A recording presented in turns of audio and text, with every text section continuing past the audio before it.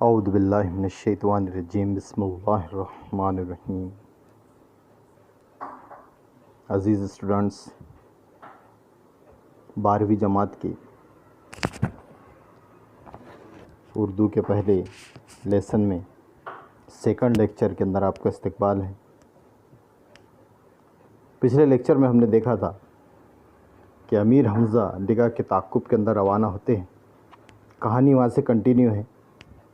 امید کرتا ہوں کہ آپ صفحہ نمبر 2 پر موجود ہوں گے اور بڑے ہی دھیان سے اسٹارٹ سے اس چیز کی طرف توجہ دیں گے۔ بسم اللہ الرحمن الرحیم۔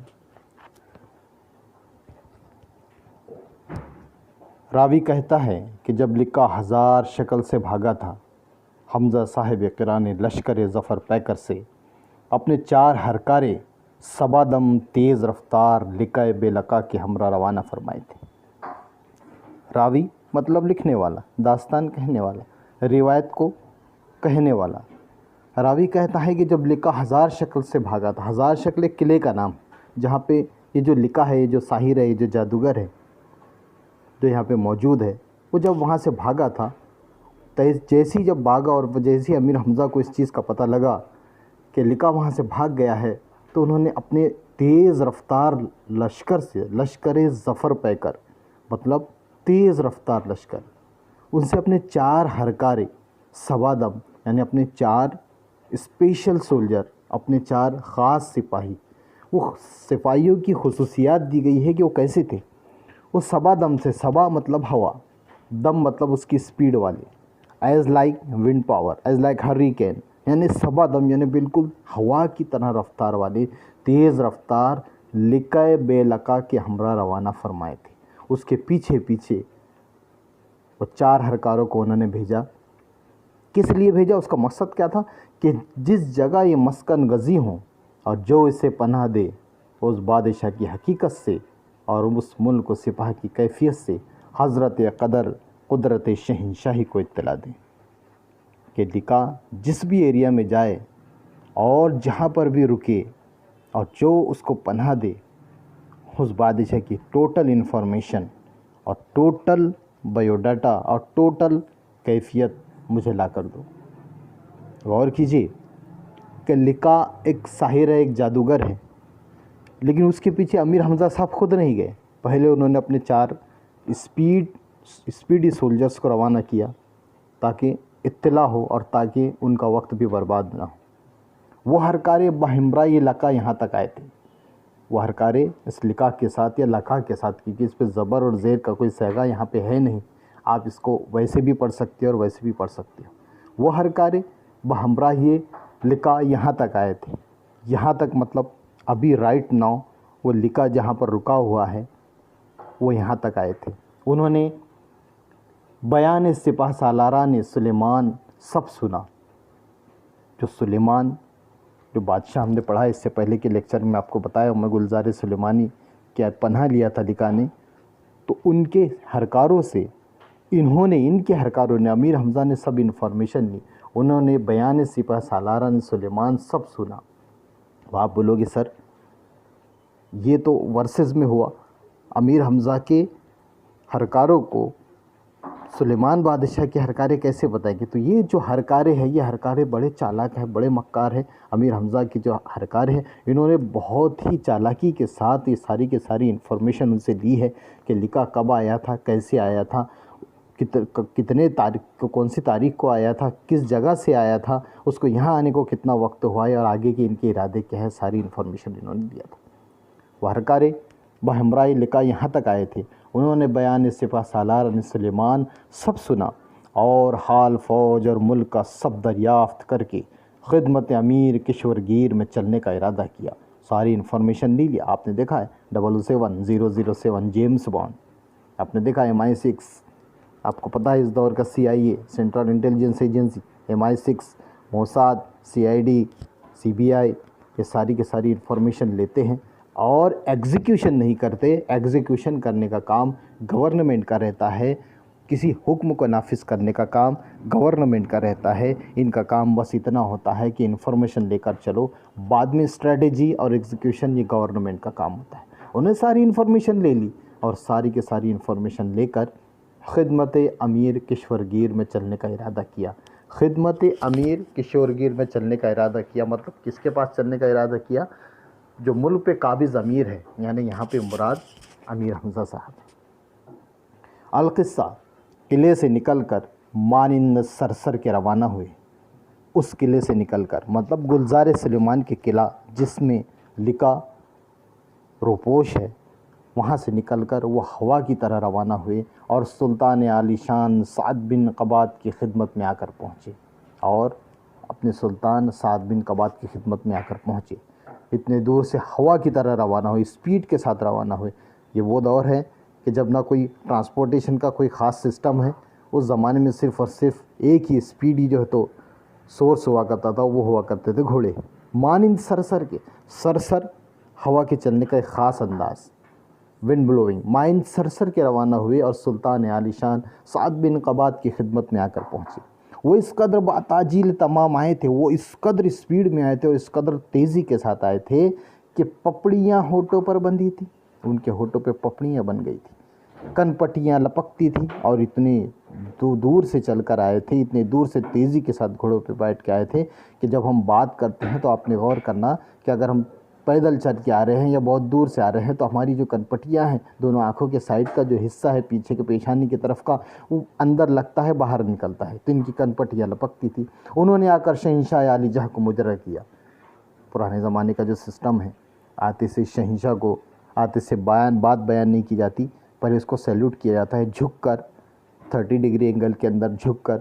انہوں نے آ کر شہنشاہ عالی جہاں کو مجرا کیا، اس کو سلام کیا اور ہاتھ اٹھا کر دعائے ثنائے شہریاری بجا لائے۔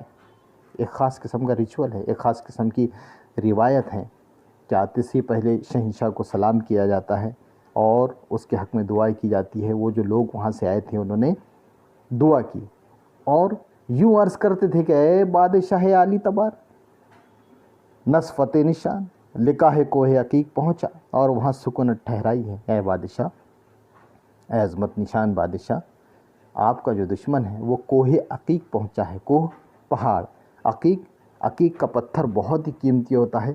وہ عقیق کے پتھروں کے جو پہاڑ ہے جہاں پہ قلعہ بنا ہوا ہے وہاں پہ لکھا پہنچ گیا ہے اور وہاں سکونت ٹھہرائی ہے اور وہاں رکا ہے۔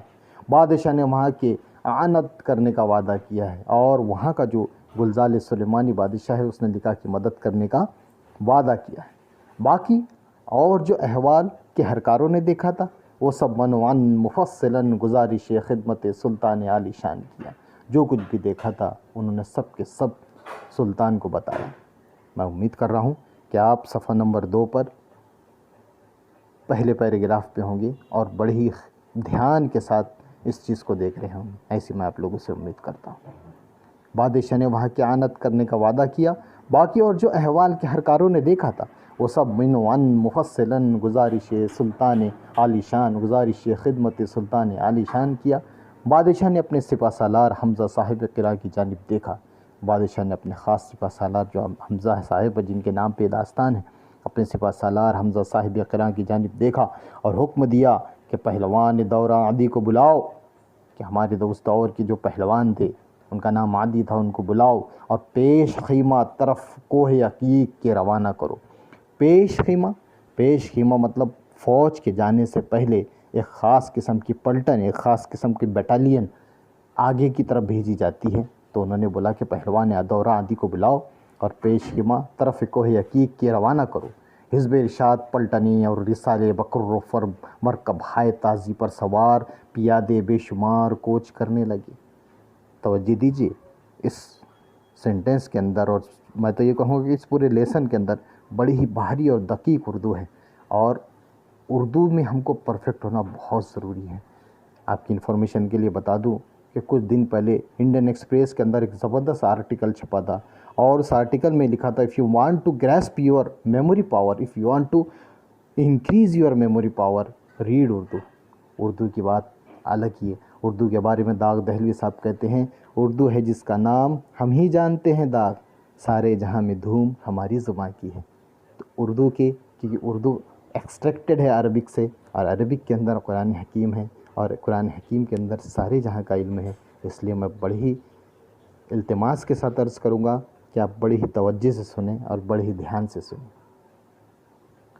حزب ارشاد ایز پر آرڈر پلٹنی، بیٹالین اور رسالے اور چھوٹے چھوٹے رسالے، فوج کے رسالے بقول رفر تیزی کے ساتھ مرکب ہائے تازی سوار، عربی گھوڑوں پر سوار، پیادے پیدل بشمار کوچ کرنے لگے یعنی آگے کی طرف بڑھنے لگے۔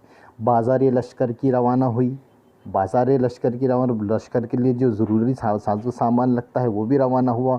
خیمہ، خرگاہ، اشتر و قاطروں پر بار ہوئے، جتنے خیمہ والے تھے سب کے سب اونٹوں پر، اشتر اونٹ و قاطر خچر، گھوڑے اور گدھے کا جو مکس رہتا ہے وہ خچر، خیمہ خرگاہ اشتر و قاطروں پر بار ہوئے، اس پر روانہ ہوئے، اس پر انہوں نے اپنا وزن رکھا۔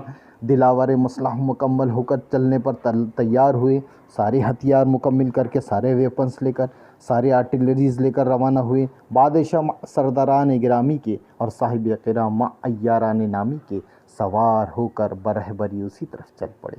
سارا بادشاہ اپنے سردارات کے اور صاحب قرا مطلب ہمارے امیر حمزہ صاحب، وہ اپنے مع عیاران نامی کے، عیار مطلب چالاک، عیاران کا مطلب جب بھی اردو کے اندر خاص طور سے ایسی تھیم کے اندر کہ جس کے بیک گراؤنڈ کے اندر کوئی وار ہو، کوئی جنگ ہو، فوج کا ذکر ہو، لڑائی کا ذکر ہو، عیاران کا مطلب جو جنرل زندگی کے اندر چالاک ہے وہ نہیں، عیار کا مطلب جاسوس، اسپائے، جو پرفیکٹ ہوتا ہے انفارمیشن کو ایکسٹریکٹ کرنے میں، معلومات کو کسی جگہ سے اخذ کرنے میں۔ عیاران نامی کے سوار ہو کر برہبری اسی طرف چل پڑے، اسی طرف جانے لگے۔ قصہ کوہتا ان شارٹ، بعد کوچ و مقام و شام و پگہ، صبح و شام گزرنے کے بعد لشکر نے قریب کوہ عقیق ورود فرمایا، لشکر پہنچا کوہ عقیق کے پاس، وہ کوہ عقیق کا جو پہاڑ ہے ان کا لشکر پہنچا۔ دیکھیے اب دو فوجیں آپس میں لڑنے کے لیے تیار ہو رہی ہیں، دو فوجیں، ایک طرف گلزار سلیمانی ہے جس کے الائز کے اندر، جس کے ساتھیوں کے اندر لکھا ہے، اور ایک طرف ہمارے امیر حمزہ صاحب ہے جو اپنے شہنشاہ کے ساتھ آ رہے ہیں۔ اب دو لشکر ہیں، دو لشکر کے اندر الگ الگ قسم کے انسیڈنٹس ہیں، الگ الگ قسم کے واقعات ہیں، اور بڑی توجہ کے ساتھ سنیے۔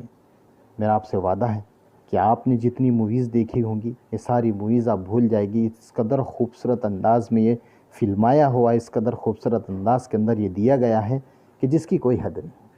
قصہ کوتاہ اور بعد کوچ و مقام و شام و پگاہ، لشکر نے قریب کوہ عقیق کے ورود فرمایا، لشکر کوہ عقیق پہاڑ کے پاس پہنچا۔ بارگہ فلک پائے گہ نصب ہوئی، بارگہ فلک پائے نیچے، انڈر، بارگہ فلک یعنی آسمان کے نیچے، پائے گہ نصب ہوئی، ان لوگوں کا جو پڑاؤ ہے وہ ہوا۔ بازار لشکر میں کھل گئی، بازار لشکر میں کھل گئی، سارے جو تو بازار کھل گئے۔ اب اتنی بڑی فوج ہے، اس کے لیے بہت کچھ لگتا ہے، ایسے نہیں کہ فوج بیٹھی ہے روبوٹ کے انداز میں اور آرڈر ہو رہا ہے، حکم ہو رہا ہے، فوج نے فوراً حملہ کیا، جیت گئے اور گھر کو واپس آ گئے۔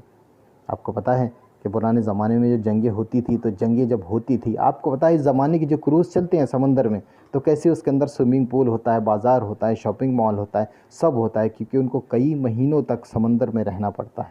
تو ٹھیک اسی طرح پرانے زمانے میں جب کسی جگہ پہ حملہ کیا جاتا تھا تو حملہ کرنے سے پہلے جب نکلتے تھے تو 6 مہینے، کبھی کبھی سال، 2 سال، 3 سال تک اس جگہ پہ رہنا پڑتا تھا۔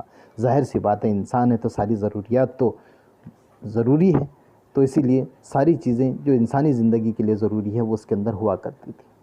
بازار لشکر میں کھل گئی، پلٹنیں صحرائے پاکیزہ اور مقام عمدہ میں اترنے لگی۔ وہ جتنی پلٹنیں تھیں ان کی، وہ صحرائے پاکیزہ، وہ جگہ ایک صحرا تھا، صحرا مطلب صحرا مکس تھا، مطلب وہاں پہ کچھ ہریالی بھی تھی، کچھ جنگل بھی تھے اور صحرا بھی تھا، مقام عمدہ میں اترنے لگی۔ داخلے لشکر سے مخالفوں کے ہوش مثل طائر پریدہ اڑے، جیسی ہی ان کے داخلے لشکر سے، جیسی ہی ان کی مخالفوں کے، ان کے دشمنوں کے ہوش، ان کے جو ہوش ہے مثل طائر پریدہ اڑے۔ طائر پریدہ مطلب جیسے ہی ہم جاتے ہیں کسی جگہ، چڑیاں بیٹھی ہے، ان کی جھنڈ بیٹھا ہے، یا پھر کوے بیٹھے ہیں، تو اچانک آپ چلے جاؤ یا کوئی آواز نکالو یا تالی بجاؤ تو فوراً سب کے سب اڑ کے بھاگ جاتے ہیں، پھڑ پھڑ پھڑ پھڑ پھڑ۔ ویسی جیسی ان کا انٹری ہوئی ان کے فوج کی، شہنشاہ کی، امیر حمزہ، داخلے لشکر سے مخالفوں کے ہوش مثل طائر پریدہ اڑے۔ سلیمان نے آمد فوج کی خبر سن کے حکم ربط و ضبط ملک، فوج کو اپنی دیا اور در قلعہ بند کیا۔ وہ جو گلزار سلیمانی ہے جس نے لقا کو پناہ دی ہے، اس نے جیسی ہی فوج کی آمد کی خبر سنا تو سسٹمیٹک ربط و ضبط فل ان ڈسپلن ملک کے فوج کو اپنی دیا اور آرڈر دیا کہ بالکل ڈسپلن کے ساتھ رہو، اور در قلعہ بند کیا اور قلعے کا دروازہ بند کیا۔ قلعہ، یہ قلعہ ہوتا کیا ہے، اس کانسیپٹ کو سمجھیے۔ قلعہ مطلب یہ جو آپ دیکھتے ہیں، یہ قلعہ مطلب ایک کمپلیٹ شہر، ایک پورا شہر جو فصیل کے اندر ایک پوری دیوار کے اندر بند ہے۔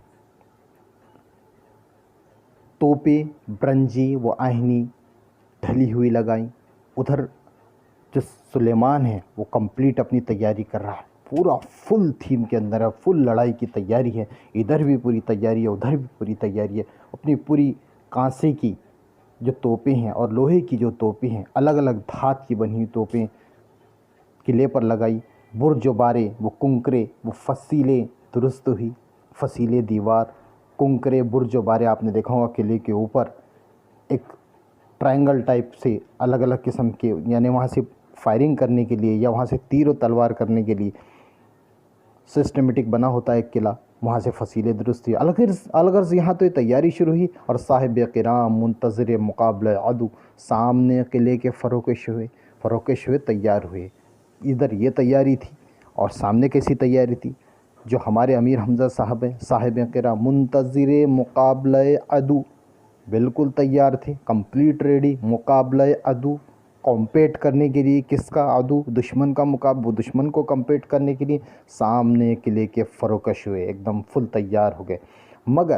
لیکن اسی کے اندر ایک ٹوئسٹ ہے کہانی میں، مگر بدیع الزماں فرزند رشید حمزہ صاحب کا جو لڑکا ہے بدیع الزماں، ان کو ایک الگ ہی خیال آ گیا۔ صاحب کرام کو ہوائے خوش اور صحرائے سبززار دیکھ کر شکار کھیلنے کی ہوس ہوئی، ان کو بڑا اچھا لگ رہا تھا یہاں پر، کیونکہ ان کا تو بیٹا تھا، اوبیسلی کمانڈر کا بیٹا ہے، اب کمانڈر کا بیٹا ہے تو اس سے جنگ اور جنگ سے ریلیٹڈ جتنی چیزیں اس کو تو کھیلنا ہے نہیں، تو ان کو انٹرٹینمنٹ کی سوچیے، بڑا اچھا لگا ان کو۔ بدیع الزماں فرزند رشید حمزہ صاحب کرام کو ہوائے خوش، یہ بہت اچھا جو فریش ایئر اور صحرائے سبززار اور صحرا اور سبززار کو دیکھ کر شکار کھیلنے کی ہوس ہوئی، شکار کھیلنے کی ان کے دل میں تمنا جاگی کہ میں شکار کھیلنے کے لیے جاتا ہوں۔ پرانے زمانے کے جو 2-4 انٹرٹینمنٹ کے سورسز سے تھے، اس میں ایک شکار مطلب امیروں کا کھیل، ایک خاص قسم کا کھیل سمجھا جاتا تھا۔ امیر سے اجازت چاہیے، لیکن انہوں نے بھی امیر سے اجازت لیا، امیر خاموش رہے، ان کا امیر خاموش رہا۔ بدیع الزماں اپنی والدہ کے پاس آئے، اور جو شہزادہ تھا اپنی والدہ کے پاس، اپنی ماں کے پاس آئے اور گزارش کی کہ آپ مجھے والد ماجد سے اجازت شکار کے لیے جانے کی لا دیں، اور اپنی ماں سے کہا مجھے شکار پہ جانا ہے، مجھے اجازت دیجیے۔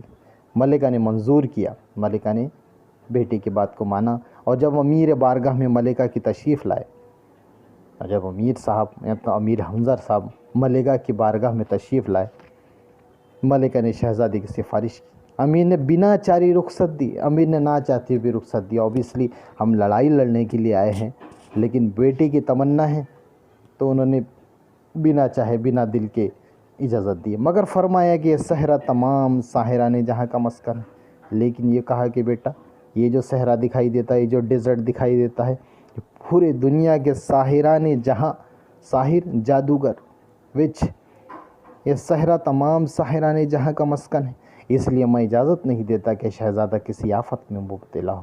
میرا دل نہیں مانتا کہ شہزادہ شکار کھیلنے کے لیے جائے گا اور کوئی پرابلم کریٹ ہوگا، لیکن تمہارے کہنے سے ایک روز کی اجازت دیتا ہوں۔ ٹھیک ہے، لیکن ایک دن کے لیے جاؤ، یعنی ایک روز کی، یعنی ایک بار کی اجازت دیتا ہوں، اس کے بعد میں آپ کو اجازت نہیں دوں گا، لیکن ابھی آپ کا دل بڑا کہہ رہا ہے کہ شکار کے لیے جاؤں، تو ایک روز کی اجازت دیتا ہوں کہ بعد ایک روز کے پھر آئیں، زیادہ عرصہ نہ لگائیں۔ ایک روز کے بعد جب آپ آ جاؤ گے، یعنی پورا ایک دن، ایک روز کا مطلب ایک دن ہو رہا ہے، 12 گھنٹے اونلی 12 آورس، ایک روز کے بعد پھر آئیں، زیادہ عرصہ نہ لگائیں۔ ایک روز کے پھر آئیں مطلب دوبارہ آئیں نہیں، پھر آئیں مطلب گھوم کے آئیں، بعد ایک روز کے پھر آئیں، زیادہ عرصہ نہ لگائیں۔ بدیع الزماں نے ارشاد صاحب کرا قبول کیا اور سامان شکار کھیلنے کا رات بھر درست ہوتا رہا۔ امیروں کی عادت ہے بھائی، شکار کھیلنے کا جو سامان ہے رات بھر تیار ہوتا رہا شہزادے کا، حالانکہ وہ جنگ کے میدان میں ہے، لیکن شکار کھیلنے کی عادت ان کی گئی نہیں تو انہوں نے کہا کہ ٹھیک ہے مجھے شکار کھیلنے کے تو جانا ہے۔ بدیع الزماں نے ارشاد صاحب کرا قبول کیا اور سامان شکار کھیلنے کا رات بھر درست ہوتا ہے۔ جس وقت صیاد فلک مشرق سے سبزہ زار فلک پر صید افغن صوابت و سیارگاں ہوا۔ جس وقت صیاد فلک یعنی صیاد کا مطلب شکاری ہوتا ہے، فلک مطلب آسمان، آسمان کا شکاری، آسمان کا شکاری، آسمان میں آپ جانتے ہیں چھوٹے موٹے ستارے ہیں، سیارے ہیں، چاند ہیں، چھوٹے موٹے نیپچون ہیں، وینس ہے، سب کچھ ہے، منگل گرہ ہے، چاند ہے، جتنے سارے، لیکن ان سب پر بھاری اور ان سب کا شکاری ایک ہی ہے اور وہ ہے سورج۔ جس وقت صیاد فلک مشرق سے سبزہ زار فلک پر صید افغن صوابت و سیارگان ہوا، جس وقت سورج نکلا، وہ آفتاب عالم تاب بحر شکار اعظم میداں ہوا۔ وہ آفتاب عالم تاب یعنی وہ شکار، ایک طرف شکار کھیلنے تو بدیع الزماں جا رہے ہیں اور ایک طرف آسمان کا شکار کھیلنے کے لیے، آسمان پہ موجود لوگوں چیزوں کا شکار کھیلنے کے لیے سورج آ رہا ہے۔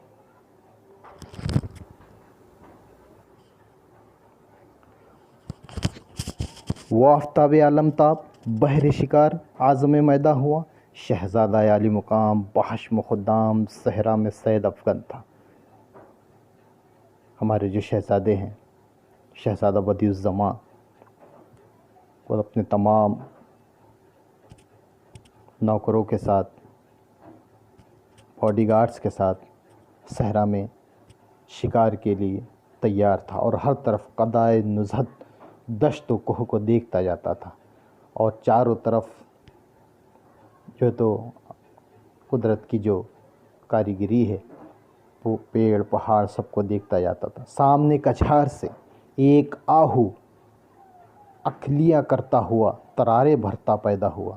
ایک دم سامنے سے ایک بہت ہی خوبصورت ہرن، آہو مطلب ہرن، آہو چشم، ہرن کی آنکھوں والی، ہرن کی آنکھوں والا، سامنے کچھار سے، سامنے گفا سے ایک آہو اکھلیاں کرتا ترارے بھرتا پیدا ہوا۔ ایک دم سامنے نمودار ہوا ایک ہرن۔ بدیع الزماں اس کی رعنائی اور زیبائی دیکھ کر شیفتہ اور فریفتہ ہوا۔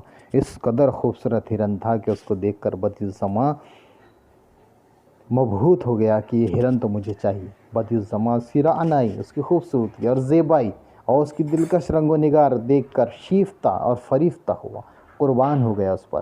سردران کو اپنے حکم دیا کہ اس کو زندہ گرفتار کرو، شکار کرنے تو آئے ہیں لیکن یاد رکھو اس کو زندہ لینا ہے، زندہ گرفتار کرنا۔ سردران کو اپنے حکم دیا کہ اس کو زندہ گرفتار کرو، خبردار جانے نہ دو۔